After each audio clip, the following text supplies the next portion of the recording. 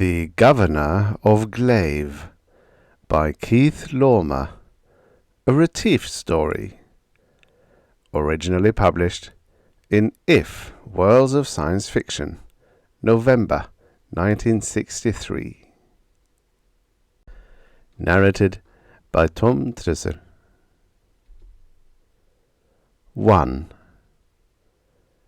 Retief turned back the gold-encrusted scarlet cuff of the mess jacket of a first secretary and consul, gathered in the 3 8-sided black dice, shook them by his right ear, and sent them rattling across the floor to rebound from the bulkhead. 13's the point, the power section chief called. 10, he makes it.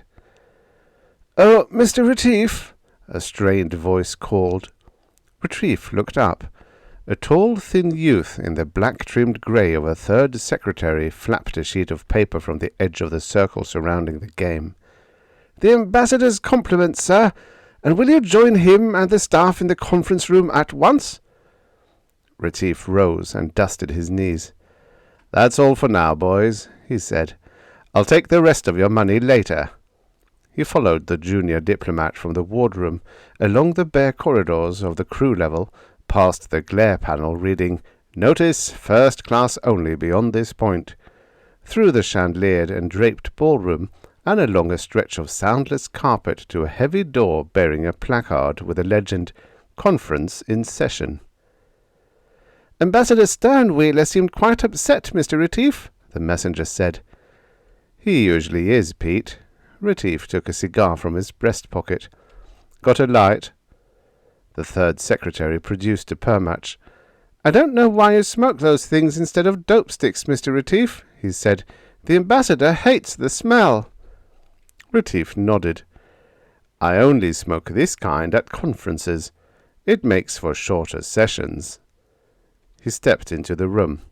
Ambassador Sternwheeler eyed him down the length of the conference table. "Ah, Mr. Retief honours us with his presence. Do be seated, Retief." He fingered a yellow departmental dispatch. Retief took a chair, puffing out a dense cloud of smoke. "As I have been explaining to the remainder of my staff for the past quarter hour," Sternwheeler rumbled, "I've been the recipient of important intelligence." He blinked at Retief expectantly. Retief raised his eyebrows in polite inquiry. "It seems," Sternwheeler went on, "that there has been a change in regime on Glave. A week ago, the government which invited the dispatch of this mission, and to which we're accredited, was overthrown. The former ruling class has fled into exile. A popular workers' and peasants' junta has taken over." "Mr. Ambassador," Councillor Magnan broke in, rising, "I'd like to be the first," he glanced around the table, "or one of the first anyway, to welcome the new government of Glave into the family of planetary ruling bodies." "Sit down, Magnan," Sternwheeler snapped. "Of course the Corps always recognizes de facto sovereignty. The problem is merely one of acquainting ourselves with the policies of this new group. A sort of blue-collar coalition, it seems. In what position that leaves this embassy, I don't yet know." "I suppose this means we'll spend the next month in a parking orbit," Councillor Magnan sighed. "Unfortunately," Sternwheeler went on, "the entire affair has apparently been carried off without recourse to violence, leaving the Corps no excuse to move in. That is, it appears our assistance in restoring order will not be required." "Glave was one of the old contract worlds," Retief said. "What's become of the planetary manager-general and the technical staff? And how do the peasants and workers plan to operate the automatic purification system, the weather control station, the tide regulation complexes?" "I'm more concerned at present with the status of the mission. Will we be welcomed by these peasants, or peppered with buckshot?" "You say that this is a popular junta, and the former leaders have fled into exile," Retief said. "May I ask the source?" "The dispatch cites a reliable Glavian source." That's officialese for something cribbed from a broadcast news tape. Presumably, the Glavian news services are in the hands of the Revolution. In that case, yes, there is the possibility that the issue is yet in doubt. Of course, we'll have to exercise caution in making our approach. It wouldn't do to make overtures to the wrong side. Oh, I think we need have no fear on that score, the chief of the political section spoke up. I know these entrenched cliques. Once challenged by an aroused populace, they scuttle for safety, with large balances safely tucked away in neutral banks. I'd like to go on record, Magnan piped, as registering my deep gratification at this fulfillment of popular aspirations. The most popular aspiration I know of is to live high off someone else's effort, Retief said. I don't know of anyone outside the Corps who's managed it. Gentlemen, Sternwheeler bellowed, I'm awaiting your constructive suggestions, not an exchange of political views. We'll arrive off Glave in less than 6 hours. I should like before that time to have developed some notion regarding to whom I shall expect to offer my credentials. There was a discreet tap at the door. It opened, and the young third secretary poked his head in. Mr. Ambassador, I have a reply to your message, just received from Glave. It's signed by the steward of the GFE, and I thought you'd want to see it at once. Yes, of course. Let me have it. What's the GFE? Someone asked. It's the revolutionary group, the messenger said, passing the message over. GFE? GFE? What do the letters signify? Glorious fun eternally, Retief suggested, or possibly goodies for everybody. I believe that's Glavian Free Electorate, the third secretary said. Sternwheeler stared at the paper, lips pursed. His face grew pink. He slammed the paper on the table. Well, gentlemen, it appears our worst fears have been realized. This is nothing less than a warning. A threat. We're advised to divert course and bypass Glave entirely. It seems the GFE wants no interference from meddling foreign exploiters, as they put it. Magnan rose. If you'll excuse me, Mr. Ambassador, I want to get off a message to Sector HQ to hold my old job for me. Sit down, you idiot, Sternwheeler roared. If you think I'm consenting to have my career blighted, my first ambassadorial post whisked out from under me, the Corps made a fool of. I'd like to take a look at that message, Retief said. It was passed along to him. He read it. I don't believe this applies to us, Mr. Ambassador. What are you talking about? It's addressed to me by name. It merely states that meddling foreign exploiters are unwelcome. Meddling foreigners we are, but we don't qualify as exploiters unless we show a profit, and this appears to be shaping up as a particularly profitless venture. What are you proposing, Mr. Retief? That we proceed to make planetfall as scheduled, greet our welcoming committee with wide diplomatic smiles, hint at largesse in the offing, and settle down to observe the lie of the land.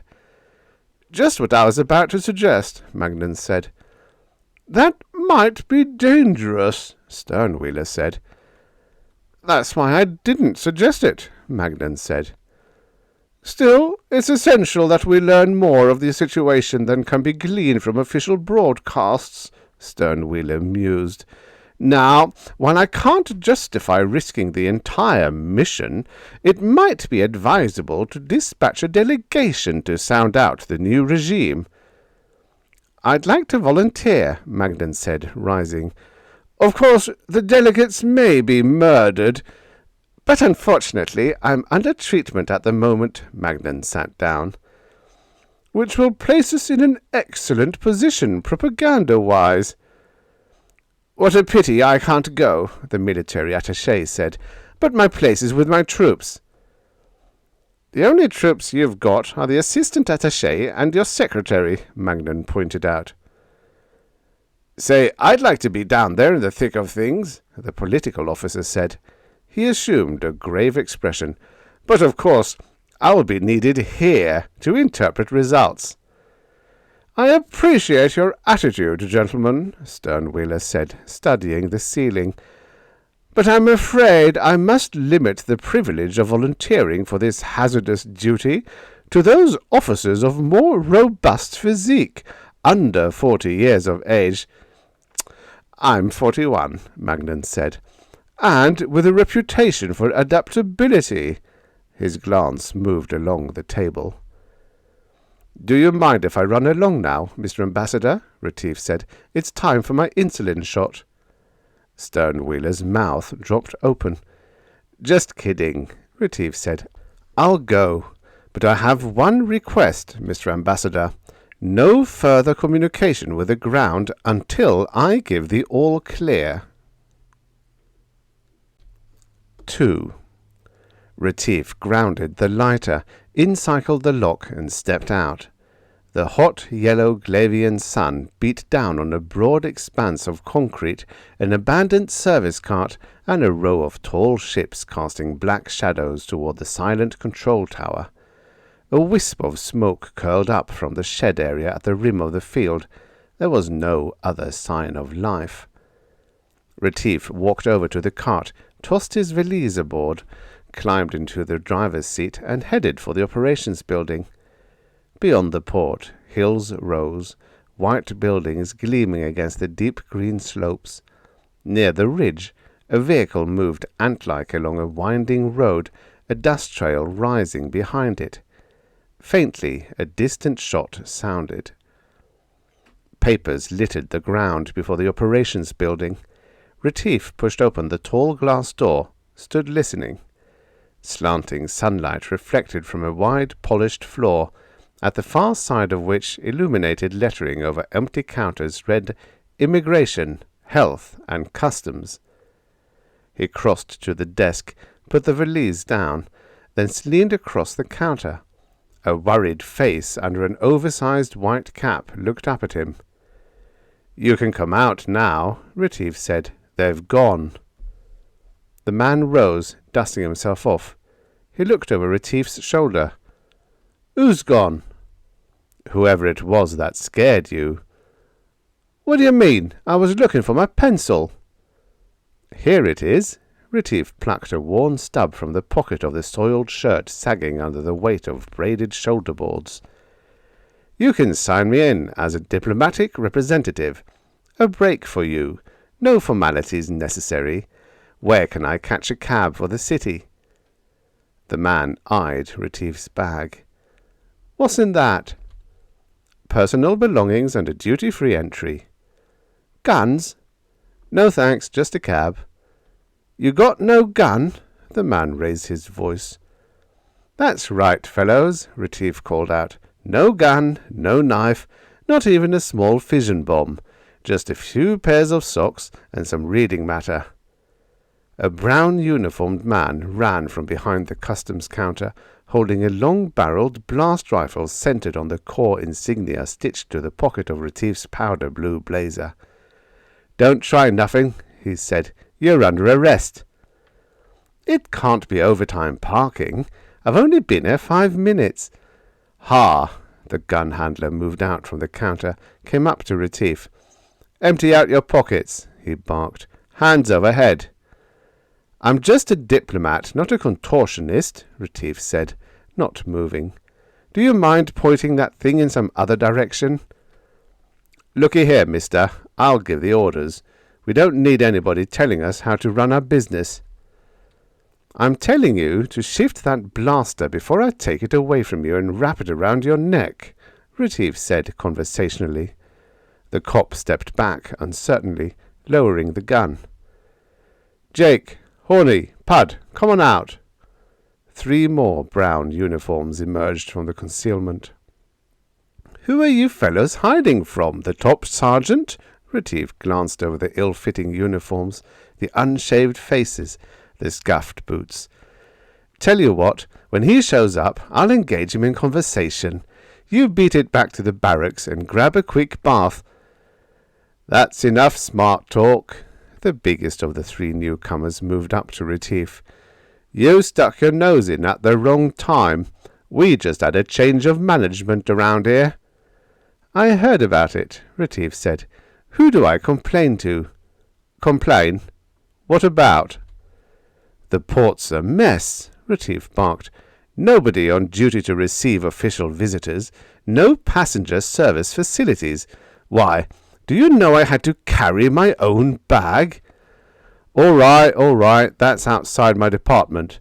You better see the boss." "The boss? I thought you got rid of the bosses." "We did, but now we got new ones." "They any better than the old ones?" "This guy asks too many questions," the man with the gun said. "Let's let Zosier answer 'em." "Who's he?" "He's the military governor of the city." "Now we're getting somewhere," Retief said. "Lead the way, Jake, and don't forget my bag." Zosier was a small man with thin hair oiled across a shiny scalp, prominent ears, and eyes like coal chips set in rolls of fat. He glowered at Retief from behind a polished desk occupying the center of a spacious office. "I warned you off," he snapped. "You came anyway." He leaned forward and slammed a fist down on the desk. "You're used to throwing your weight around, but you won't throw it around here. There'll be no spies pussyfooting around Glave." "Looking for what, Mr. Zosier?" "Call me General." "Mind if I sit down?" Retief pulled out a chair, seated himself, and took out a cigar. "Curiously enough," he said, lighting up, "the Corps has no intention of making any embarrassing investigations. We deal with the existing government, no questions asked." His eyes held the others. "Unless, of course, there are evidences of atrocities or other illegal measures." The coal-chip eyes narrowed. "I don't have to make explanations to you or anybody else." "Except, presumably, the Glavian Free Electorate," Retief said blandly. "But tell me, General, who's actually running the show?" The speaker on the desk buzzed. "Hey, Corporal Zosier, we's got them two aliens cornered. They're holed up in the birthday cake." "General Zosier, damn you, and plaster your big mouth shut." He gestured to one of the uniformed men standing by. "You, get Trundy and Little Mo up here, pronto." He swiveled back to Retief. "You're in luck. I'm too busy right now to bother with you. You get back over to the port and leave the same way you came, and tell your blood-sucking friends the easy pickings are over as far as Glave's concerned. You won't lounge around here living high and throwing big parties and cooking up your dirty deals to get fat on at the expense of the working man." Retief dribbled ash on Zosier's desk and glanced at the green uniform front bulging between silver buttons. "Who paid for your pot-belly, Zosier?" he inquired carelessly. Zosier's eyes narrowed to slits. "I could have you shot." "Stop playing games with me, Zosier," Retief rapped. "There's a squadron of peace enforcers standing by, just in case any apprentice statesmen forget the niceties of diplomatic usage. I suggest you start showing a little intelligence about now, or even Horny and Pud are likely to notice." Zosier's fingers squeaked on the arms of his chair. He swallowed. "You might start by assigning me an escort for a conducted tour of the capital," Retief went on. "I want to be in a position to confirm that order has been re-established and that normal services have been restored. Otherwise, it may be necessary to send in a monitor unit to straighten things out." "You know you can't meddle with the internal affairs of a sovereign world." Retief sighed. "The trouble with taking over your boss's job is discovering its drawbacks. It's disillusioning, I know, Zosier, but—" "All right, take your tour. You'll find everything's running as smooth as silk. Utilities, police, transport, environmental control."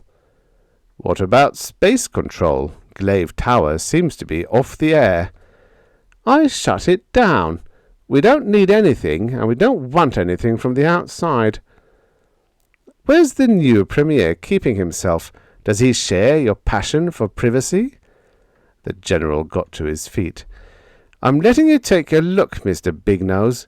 I'm giving you 4 hours, then out, and the next meddling bureaucrat that tries to cut atmosphere on Glave without a clearance gets burned.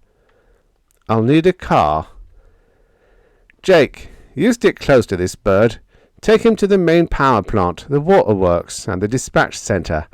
Ride him around town and show him we're doing okay without a bunch of leeches bossing us. Then dump him at the port and see that he leaves." "I'll plan my own itinerary, thanks. I can't promise I'll be finished in 4 hours, but I'll keep you advised." "I warned you." "I heard you 5 times, and I only warned you once. You're getting ahead of me." Retief rose, motioned to the hulking guard. "Come on, Jake. We've got a lot of ground to cover before we come back for our dinner." 3. At the curb, Retief held out his hand. "Give me the power cylinder out of your rifle, Jake." "Huh?" "Come on, Jake. You've got a nervous habit of playing with the firing stud. We don't want any accidents." "How do you get it out? They only give me this thing yesterday." Retief pocketed the cylinder. "You sit in back. I'll drive." He wheeled the car off along a broad avenue crowded with vehicles and lined with flowering palms, behind which stately white buildings reared up into the pale sky.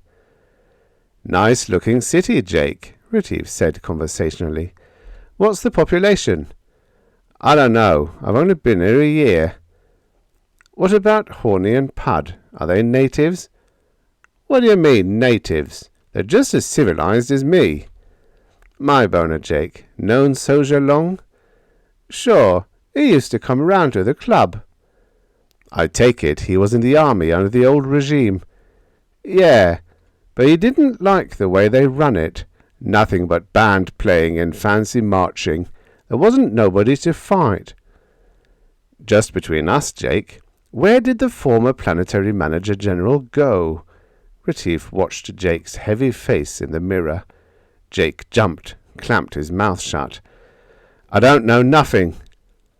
Half an hour later, after a tour of the commercial centre, Retief headed towards the city's outskirts. The avenue curved, leading up along the flank of a low hill. "I must admit I'm surprised, Jake," Retief said. "Everything seems orderly. No signs of riots or panic. Power, water, communications normal, just as the General said. Remarkable, isn't it, considering that the entire managerial class has packed up and left." "You want to see the power plant?" Retief could see perspiration beaded on the man's forehead under the uniform cap. "Sure. Which way?"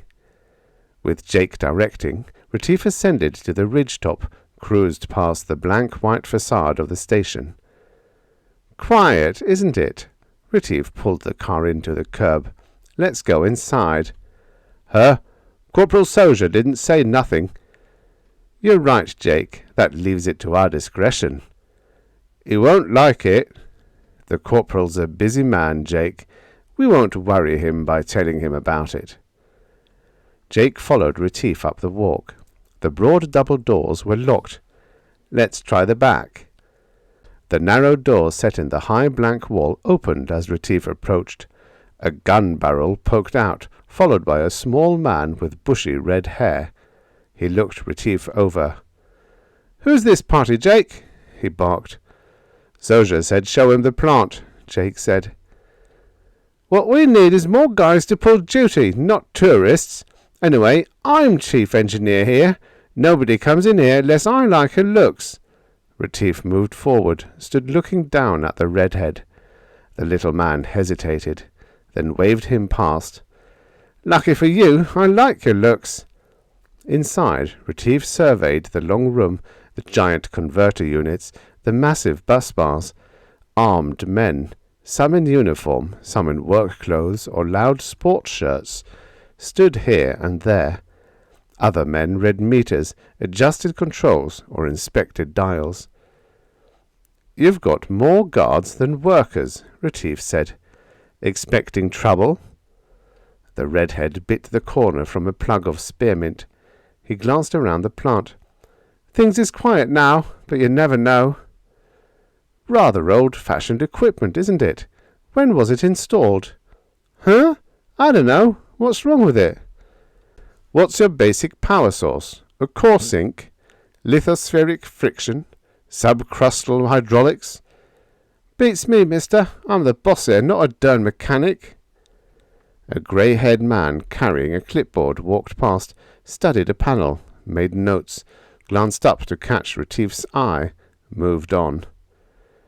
Everything seems to be running normally, Retief remarked.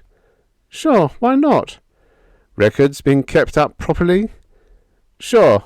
Some of these guys, all they do is walk around looking at dials and writing stuff on paper. If it was me, I'd put 'em to work. Retief strolled over to the grey-haired man, now scribbling before a bank of meters. He glanced at the clipboard. Power off at sunset. Tell Coruscant was scrawled in block letters across the record sheet. Retief nodded, rejoined his guard. All right, Jake, let's have a look at the communications centre. Back in the car, headed west, Retief studied the blank windows of office buildings, the milling throngs in beer bars, shooting galleries, tattoo parlours, billiard halls, pinball arcades, bordellos, and half-credit casinos. Everybody seems to be having fun, he remarked. Jake stared out the window. Yeah? Too bad you're on duty, Jake. You could be out there joining in. Soon as the corporal gets things organised, I'm opening me up a place to show dirty tridies. I'll get my share. Meanwhile, let the rest of 'em have their fun, eh, Jake? Look, mister, I've been thinking. Maybe you'd better give me back that kickstick you've taken out of my gun. Sorry, Jake, no can do. Tell me, what was the real cause of the revolution? Not enough to eat? Too much regimentation? Nah, we always got plenty to eat. There wasn't none of that regimentation up till I joined up in the corporal's army. Rigid class structure, maybe? Educational discrimination? Jake nodded. Yeah, it was them schools done it. All the time trying to make a fella do some kind of class. Big shots. Know it all. Gonna make us sit around and view tapes. Figured they was better than us. And Soldier's idea was you'd take over and you wouldn't have to be bothered. Ah, it wasn't Soldier's idea. He ain't the big leader. Where does the big leader keep himself? I don't know. I guess he's pretty busy right now, Jake snickered. Some of them guys call themselves colonels turned out not to know nothing about how to shoot off the guns. Shooting, eh? I thought it was a sort of peaceful revolution. The managerial class were booted out, and that was that. I don't know nothing, Jake snapped. How come you keep trying to get me to say stuff I ain't supposed to talk about?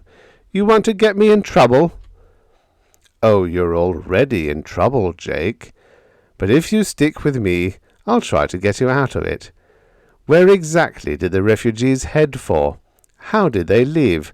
Must have been a lot of them. I'd say in a city of this size alone, they'd run into the thousands. I don't know. Of course.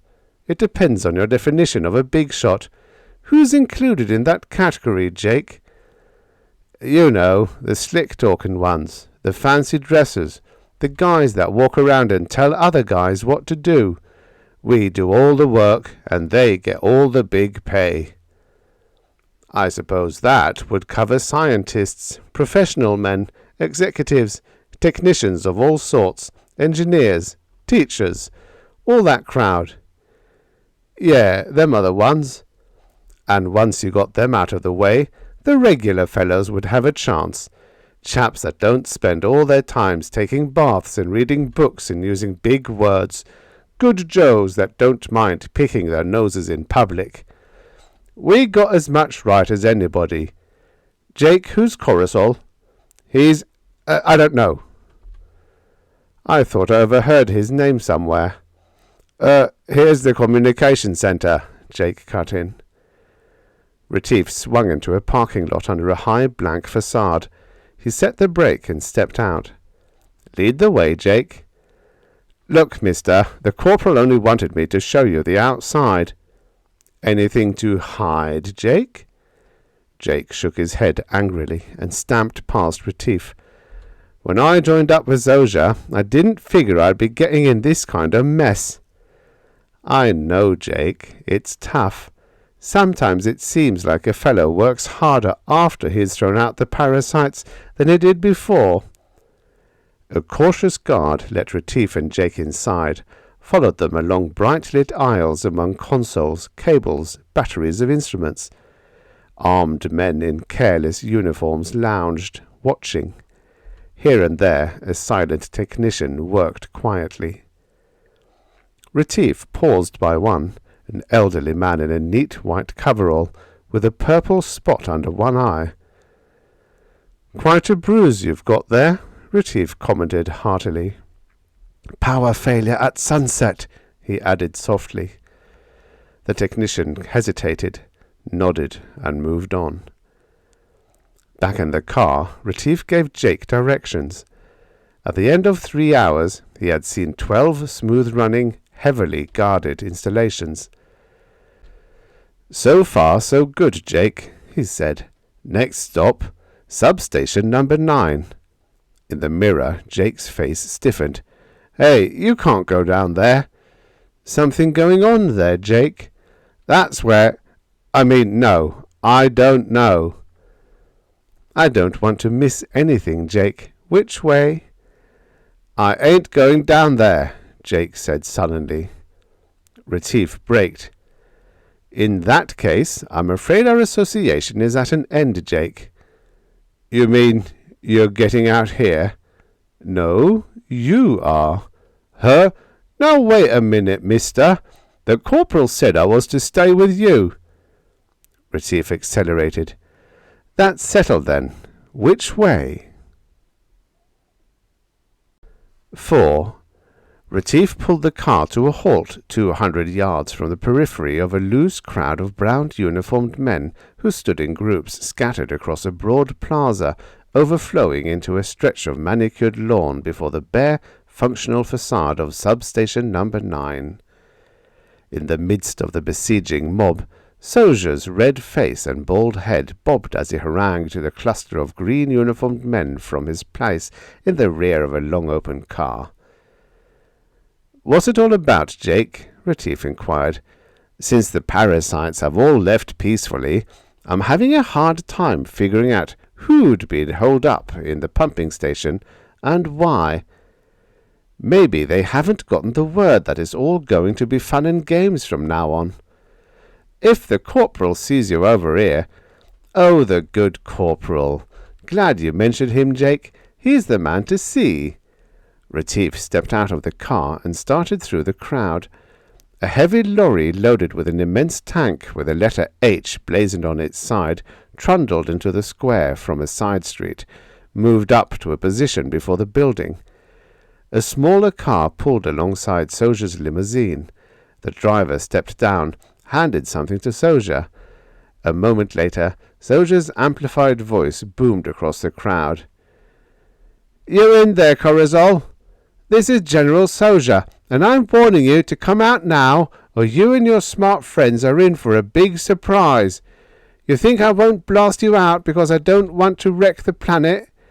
You see the tank aboard the lorry that's just pulled up? It's full of gas, and I got plenty of hoses out here to pump it inside with. I'll put men on the roof and squirt it in the ventilators." Zojia's voice echoed and died. The militiamen eyed the station. Nothing happened. "I know you can hear me, damn you," Zojia squalled. "You'd better get the doors open and get out here fast." Retief stepped to Zojia's side. "Say, Corporal, I didn't know you went in for practical jokes." Zojia jerked around to gape at Retief. "What are you doing here?" he burst out. "I told Jake. Where is that—" Jake didn't like the questions I was asking, Retief said, so he marched me up here to report to you. Jake, you damned fool, Soja roared. I got a good mind. I disagree, Soja, Retief cut in. I think you're a complete imbecile. Sitting out here in the open yelling at the top of your lungs, for example. Coruscant and his party might get annoyed and spray that fancy car you've swiped with something a lot more painful than words. Eh? Soja's head whipped around to stare at the building. Isn't that a gun I see sticking out? Soja dropped. Where? My mistake. Just a foreign particle on my contact lenses. Retief leaned on the car. On the other hand, Soja, most murderers are sneaky about it. I think making a public announcement is a nice gesture on your part. The monitors won't have any trouble deciding who to hang when they come in to straighten out this mess. Soja scrambled back onto his seat. Monitors? He snarled. I don't think so. I don't think you'll be around to do any blabbering to anybody. He raised his voice. Jake, march this spy over to the sidelines. If he tries anything, shoot him. He gave Retief a baleful grin. I'll lay the body out nice and ship it back to your cronies. Accidents will happen, you know. It'll be a week or two before they get around to following up, and by then I'll have this little problem under control. Jake looked at Retief uncertainly, fingering his empty rifle. Retief put his hands up. I guess you got me, Jake, he said. Careful of that gun now. Jake glanced at Soja, gulped, aimed the rifle at Retief, and nodded toward the car. As Retief moved off, a murmur swept across the crowd. Retief glanced back. A turret on the station roof was rotating slowly. A shout rose. Men surged away from the building, scuffling for way. Soja yelled. His car started up, moved forward, horns blaring.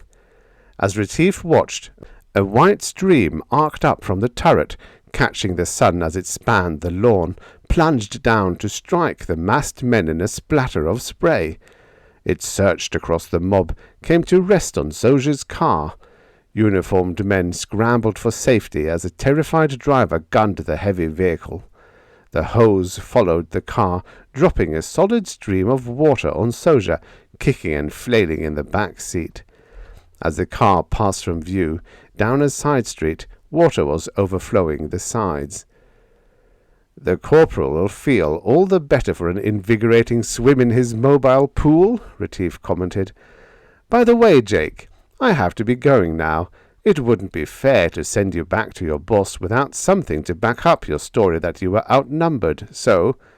Retief's left fist shot out to connect solidly with Jake's jaw. Jake dropped the gun and sat down hard. Retief turned and headed for the pumping station. The hose had shut down now. A few men were standing, eyeing the building anxiously. Others watched his progress across the square. As Retief passed, he caught scattered comments. Seen that bird before? Where he's headed? Fella Soja was talking to. Hey you! Retief was on the grass now. Ahead, the blank wall loomed up. He walked on briskly. Stop that, Jasper! A shout rang out. There was a sharp whine, and a black spot appeared on the wall ahead. Near it, a small personnel door abruptly swung inward. Retief sprinted, plunged through the opening as a second shot seared the paint on the door frame. The door clanged behind him. Retief glanced over the half-dozen men confronting him. I'm Retief, CDT, acting charge, he said. Which of you gentlemen is Manager General Coruscant? Coruscant was a tall, wide-shouldered man of 50, with shrewd eyes, a ready smile, capable-looking hands, and an urbane manner. He and Retief sat at a table on one side of the large room under a maze of piping, tanks, and valves. Coruscant poured amber fluid into square glass tumblers. We spotted you by the blazer, he said. Baby blue and gold braid stand out in a crowd. Retief nodded.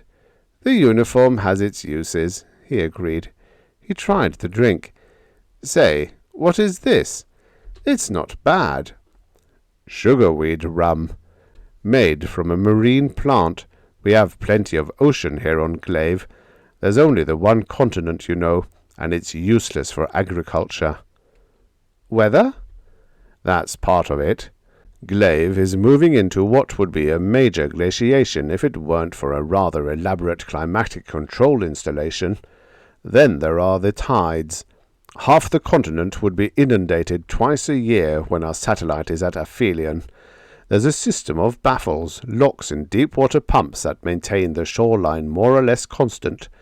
We still keep our cities well inland.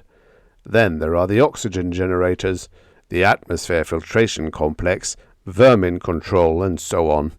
Glave, in its natural state, is a rather hostile world. I'm surprised that your minds can support it all. Oh, they don't. Coruscant shook his head. 200 years ago, when the company first opened up Glave, it was economical enough. Quintite was a precious metal in those days. Synthetics have long since taken over. Even fully automated, the mines barely support the public services and welfare system. I seem to recall a reference in the Post report to the effect that a company petition to vacate its charter had been denied. Coruscant nodded, smiling wryly. The CDT seemed to feel that as long as any of the world's residents desired to remain, the company was constrained to oblige them. The great majority departed long ago, of course, relocated to other operational areas. Only the untrainables, living off welfare funds, and a skeleton staff of single men to operate the technical installations, have stayed on. That explains the mechanics of the recent uprising, Retief said. The bottle clinked against glasses for a second round. What about the good corporal? Retief asked. Assuming he's a strong swimmer, you should be hearing from him soon. Coruscant glanced at his finger watch. I'll imagine he'll be launching his gas attack any minute. The prospect doesn't seem to bother you. Soja is a clever enough chap in his own way, Coruscant said, but he has a bad habit of leaping to conclusions. He's gotten hold of a tank of what someone has told him is gas, as indeed it is. Hydrogen, for industrial use. It seems the poor fellow is under the impression that anything masquerading as gas will have a lethal effect. He may be right, if he pumps it in fast enough. Oh, he won't be pumping it, not after approximately 5 minutes from now. I think I'm beginning to see the light. Power off at sunset. Coruscant nodded. I don't think he realizes somehow that all his vehicles are operating off broadcast power. Still, he has a good-sized crowd of hopefuls with him. How do you plan to get through them? We don't. We go under. There's an extensive system of service ways underlying the city. Another detail which I believe has escaped the corporal's notice. You'll be heading for the port? Yes, eventually. First, we have a few small chores to see to. Soja has quite a number of our technical men working at gunpoint to keep various services going. Retief nodded. It won't be easy breaking them out. I made a fast tour of the city this afternoon. Locked doors, armed guards. Oh, the locks are power-operated too. Our fellows will know what to do when the power fails. I think the sudden darkness will eliminate any problem from the guards. The lights flickered and died. The whine of the turbines was suddenly noticeable, descending.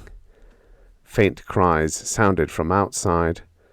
Coruscant switched on a small portable lantern. "All ready, gentlemen," he called, rising. "Let's move out. We want to complete this operation before dawn." 4 hours later, Retief stood with Coruscant in a low-ceilinged tunnel, white-tiled, brilliantly lit by a central glare strip, watching as the last of the column of men released from forced labor in the city's utilities installations filed past. A solidly built man with pale blonde hair came up, breathing hard. "How did it go, Taine?" Coruscant asked. "They're beginning to catch on, Mr. Coruscant. We had a brisk time of it at Station 4. Everybody's clear now.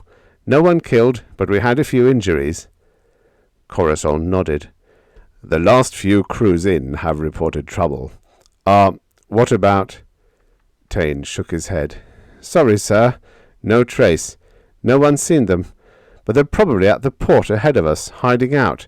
They'd know we'd arrive eventually." "I suppose so. You sent word to them well in advance?" "Suppose I stand by here with a few men. We'll patrol the tunnels in case they show up. We have several hours before daylight." "Yes, I'll go along and see to the preparations at Exit 10. We'll make our sortie at 0500, if you haven't seen anything of them by then." "I'm sure they're all right." "They better be," Coruscant said grimly. "Let's be off, Retief." "If it's all the same to you, Mr. Manager General, I'll stay here with Taine. I'll join you later." "As you wish.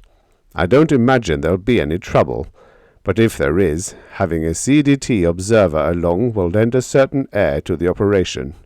He smiled, shook Retief's hand, and moved off along the tunnel.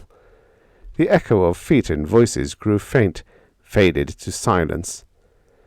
Taine turned to the 3 men detailed to him, conversed briefly, sent them off along branching corridors. He glanced at Retief. "Mr. Retief, you're a diplomat. This errand is not a diplomatic one." "I've been on a few like that too, Mr. Taine." Taine studied Retief's face. "I can believe that," he said.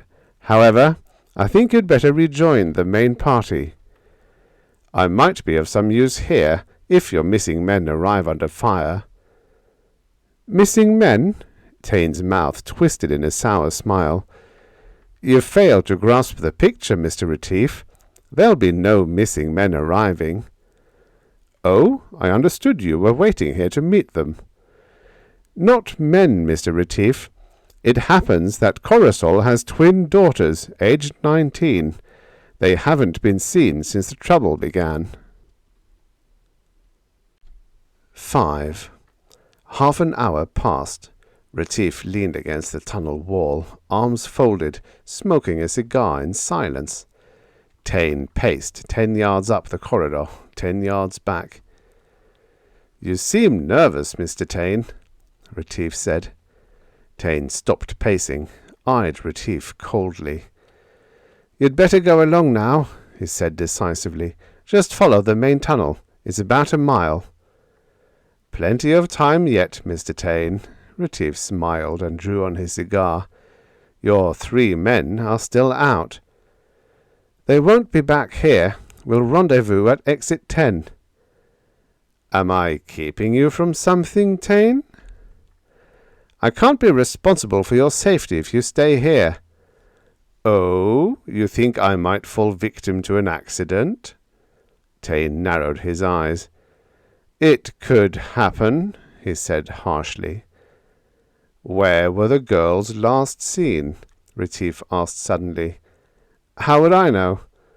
"Weren't you the one who got word to them?" "Maybe you'd better keep out of this."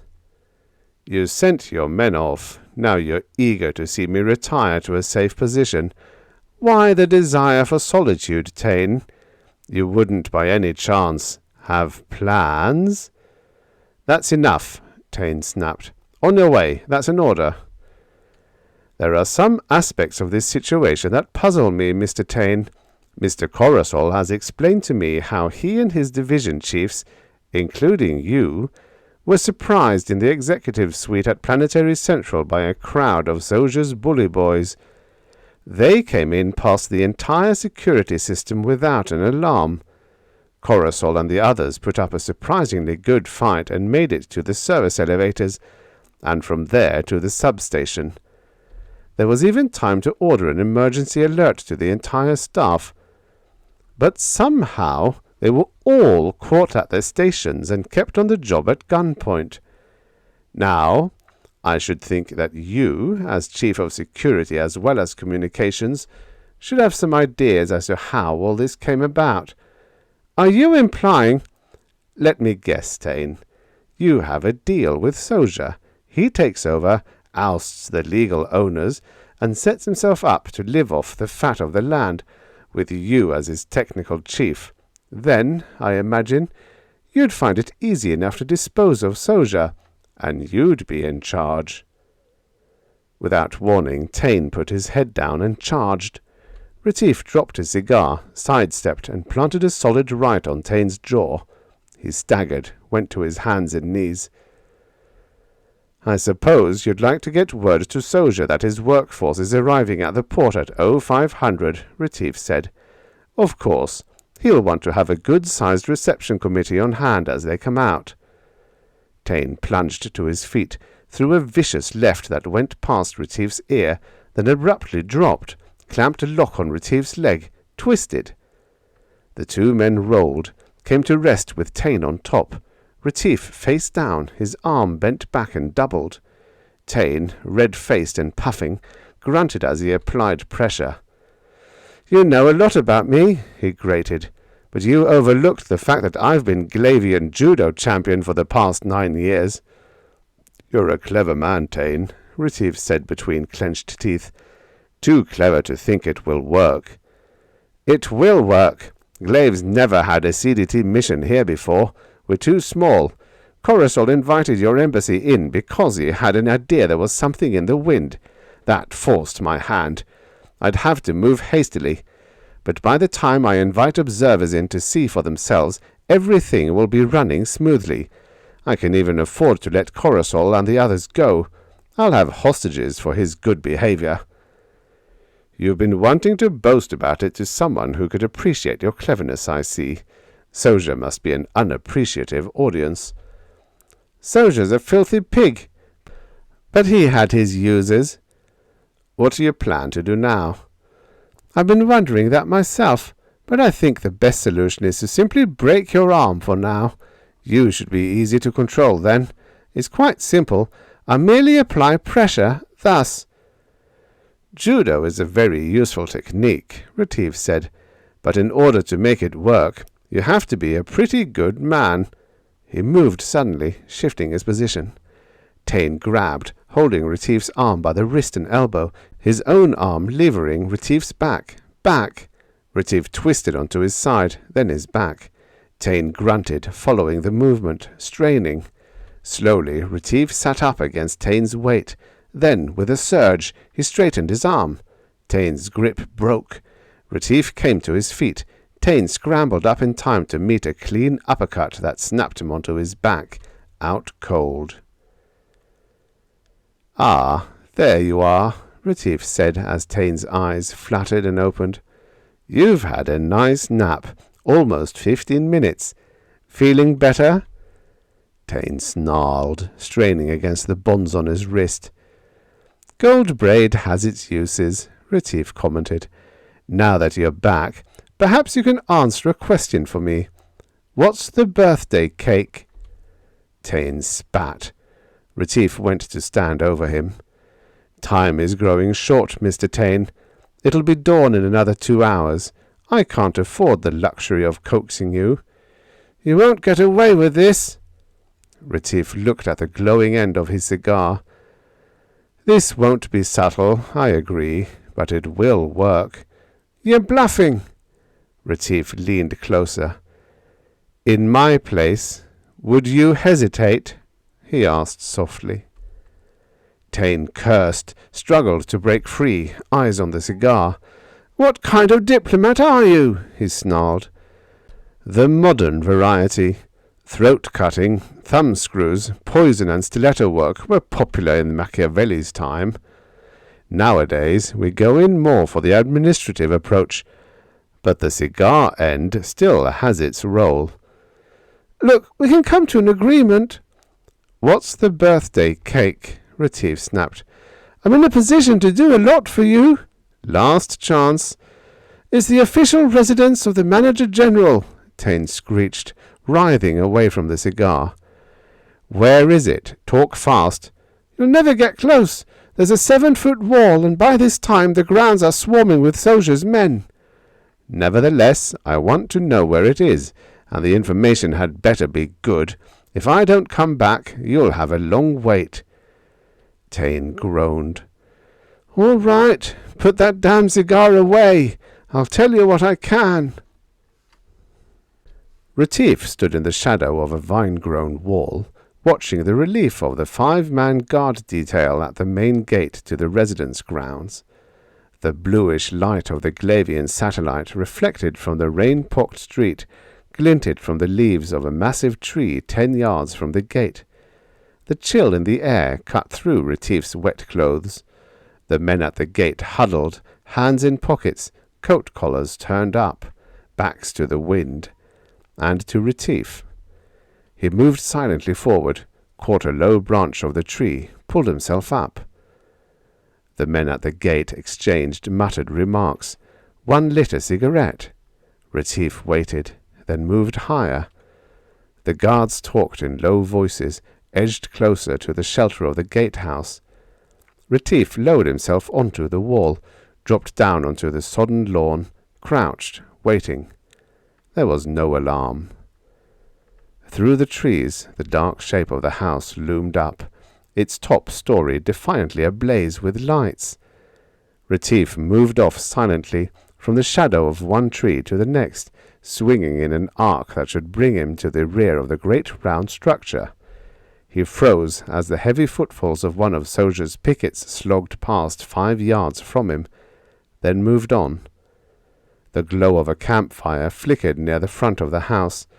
Retief could make out the shapes of men around it, a dozen or two at least. Probably as many more warmed themselves at each of the other fires visible on the grounds, and most of the rest had doubtless found drier shelter in the lee of the house itself.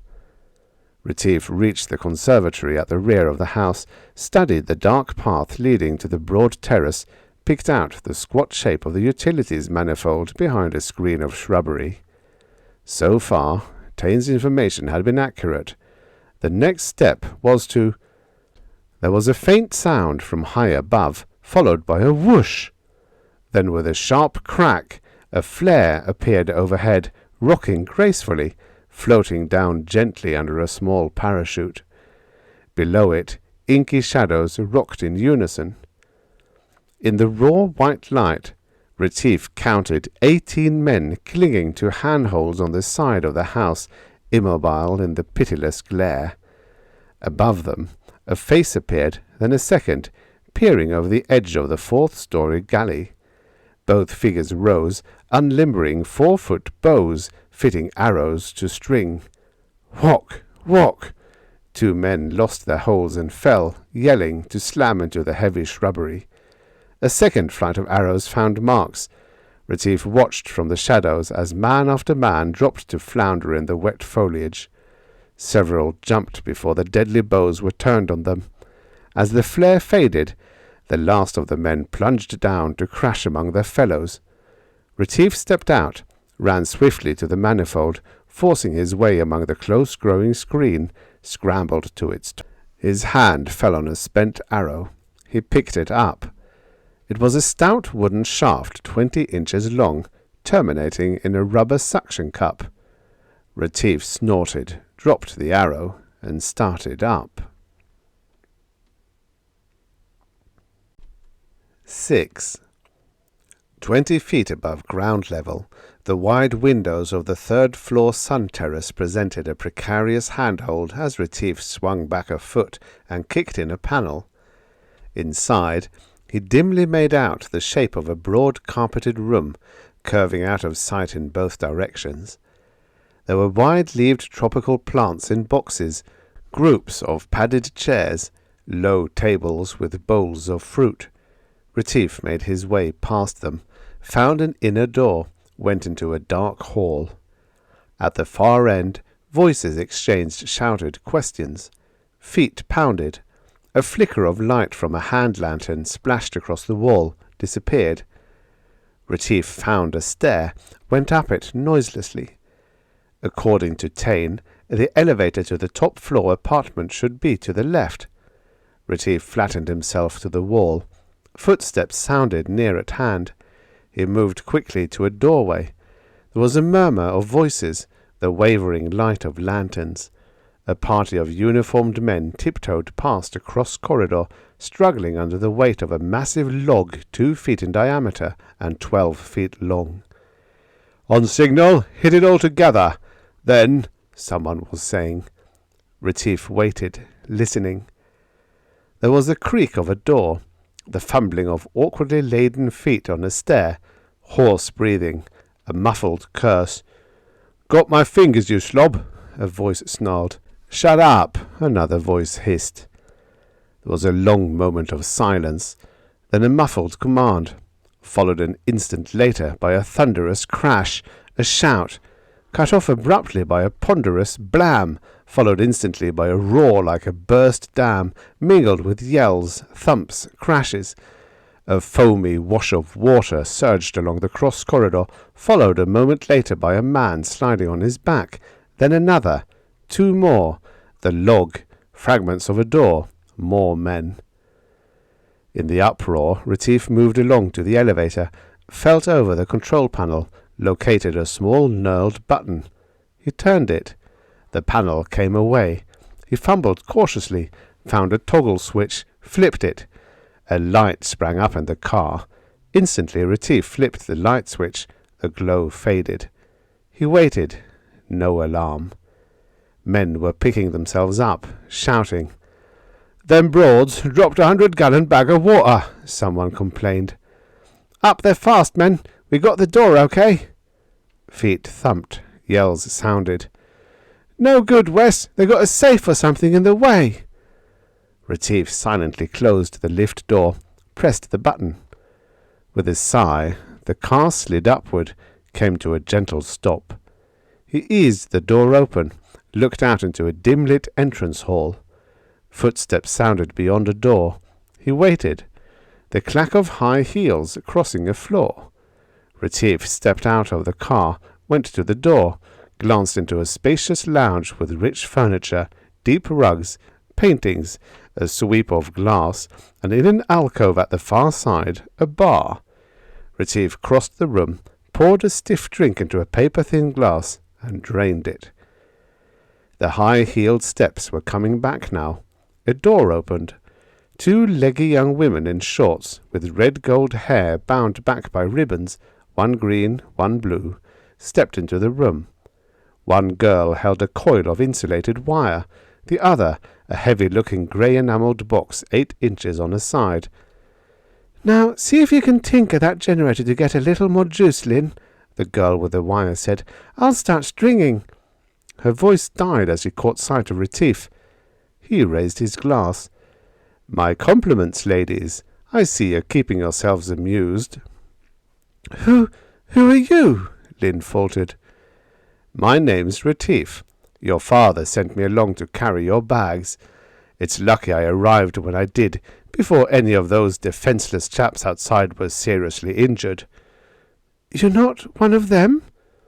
"Of course he's not, Lynn," the second girl said. "He's much too good-looking." "That's good," Lynn said crisply. "I didn't want to have to use this thing." She tossed a bright-plated 2mm needler onto a chair and sat down. "Dad's all right, isn't he?" "He's fine, and we've got to be going. Tight schedule, you know. And you'd better get some clothes on. It's cold outside." Lynn nodded. "Environmental control went off the air 6 hours ago. You can already feel snow coming." "Don't you suppose we have time to just rig up one little old circuit?" the other twin wheedled. "Nothing serious, just enough to tickle." "We plan to wire all the window frames, the trunk we used to block the stair, the lift shaft, and then we thought we'd try to drop a loop down and pick up the gallery guardrail and maybe some of that wrought iron work around the front of the house." "Sorry, girls, no time." 5 minutes later the twins were ready, wrapped in fur robes. Retief had exchanged his soaked blazer for a down-lined weatherproof. "The lift will take us all the way down, won't it?" he asked. Lynn nodded. "We can go out through the wine cellar." Retief picked up the needler and handed it to Lynn. "Hang on to this," he said. "You may need it yet." A cold wind whipped the ramp as dawn lightened the sky. "It's hard to believe," Coruscant said. "What made him do it?" "He saw a chance to own it all." "He can have it," Coruscant's communicator beeped. He put it to his ear. "Everything's shipshape and ready to lift," a tiny voice said. Coruscant turned to Retief. "Let's go aboard." "Hold it," Retief said. "There's someone coming." Coruscant spoke into the communicator. "Keep him covered." The man slogging across the concrete was short, wrapped in heavy garments. Over his head a white cloth fluttered from a stick. "From the set of those bat ears, I'd say it was the good corporal." "I wonder what he wants." Soja stopped 20 feet from Retief and Coruscant. "I want to, talk to you, Coruscant," he said. "Certainly, General. Go right ahead." "Look here, Coruscant. You can't do this. My men will freeze. We'll starve.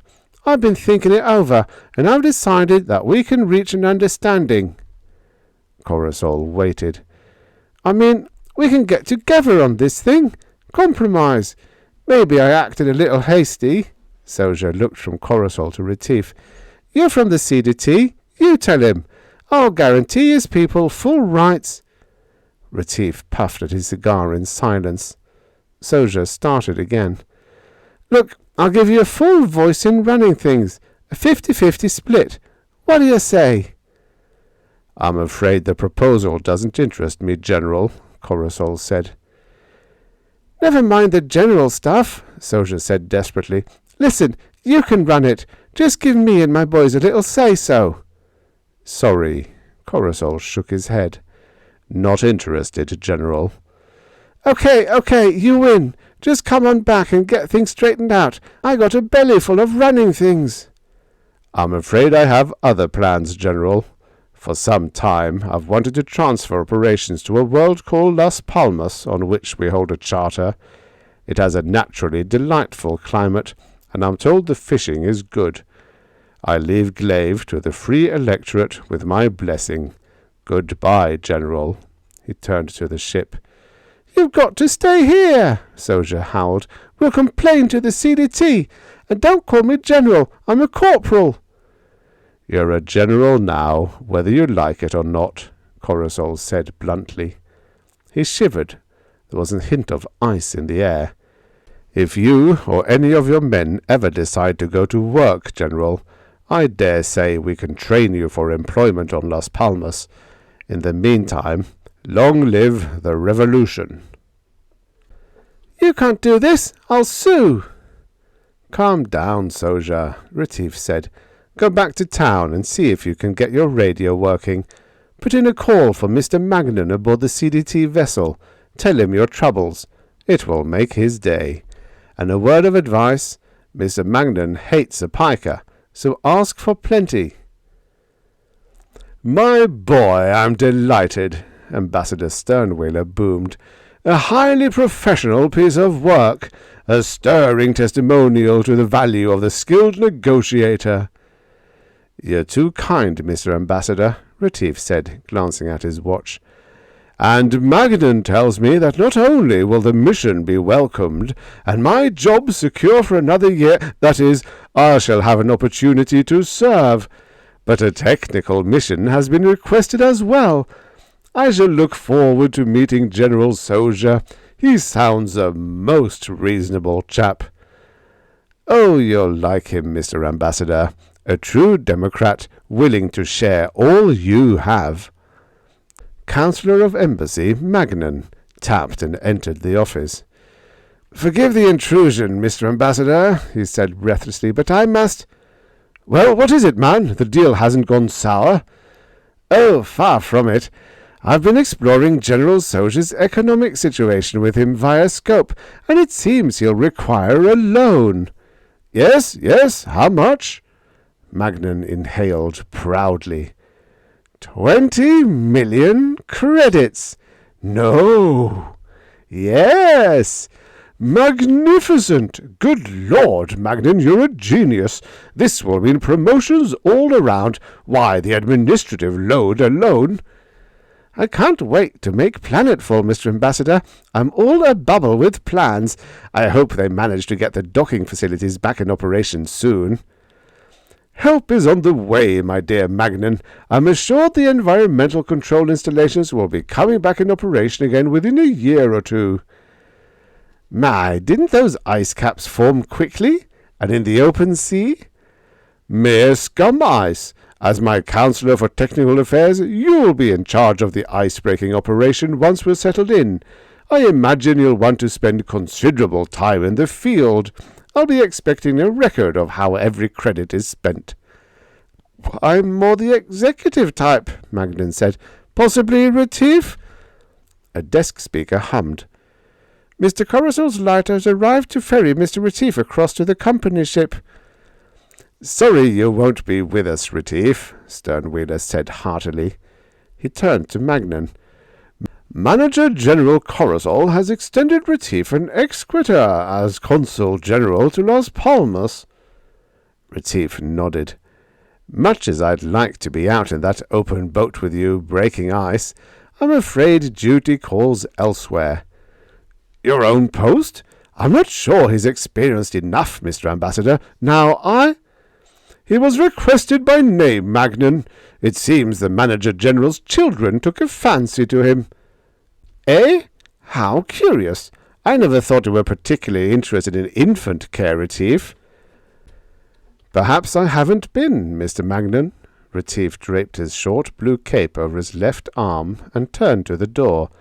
But remember the diplomat's motto. Be adaptable. The end. Subscribe for your daily stories of futures past. From the pages of dusty old pulp magazines to your ear.